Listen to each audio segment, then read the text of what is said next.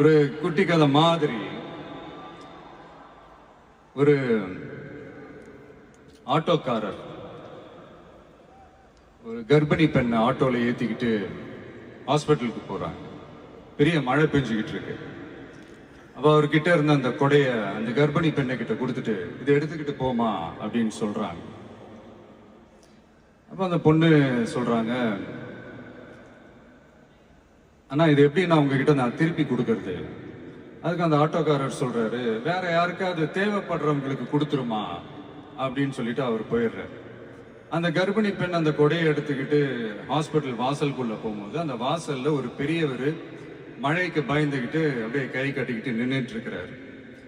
அந்த கர்ப்பிணி பெண் அந்த கொடைய அந்த பெரியவர்கிட்ட கொடுத்து, ஐயா இதை எடுத்துட்டு போங்க ஐயா அப்படின்னு சொல்றாங்க.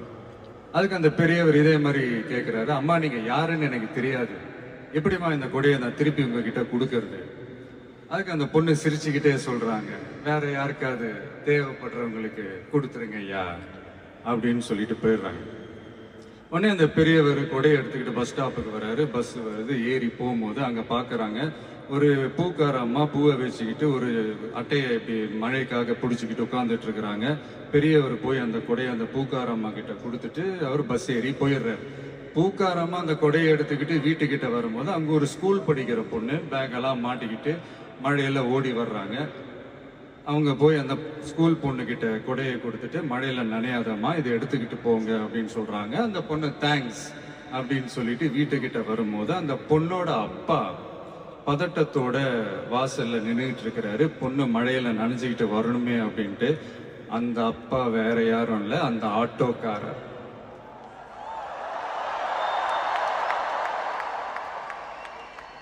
அந்த குடை அவர் கொடுத்த குடை.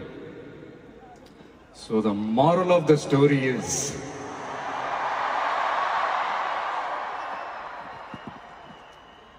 முடிஞ்ச வரைக்கும் எல்லாருக்கும் சின்ன சின்னதா ஒரு நல்லது, சின்ன சின்னதா ஒரு ஹெல்ப், அது செஞ்சு இருந்து பாருங்க. லைஃப் ஒரு மாதிரி ஜாலியா இன்ட்ரெஸ்டிங்கா இருக்கும். ஒரு ஃபேமஸ் சேயிங் ஒன்று இருக்கு, வெள்ளத்துல தவிக்கிற ஒருத்தருக்கு நீங்க படகு கொடுத்தீங்கன்னா பாலைவனத்துல நீங்க தவிக்கிறப்போ அது ஒட்டகமா வந்து நிற்கும். இப்ப யாராவது உங்களுக்கு ஏதாவது கெடுதல் செஞ்சுட்டாங்கன்னு வைங்களேன், அது நீங்க பழி வாங்கிட்டீங்கன்னு வைங்களேன், அந்த நாள் முழுக்க நீங்க சம மகிழ்ச்சியா இருப்பீங்க.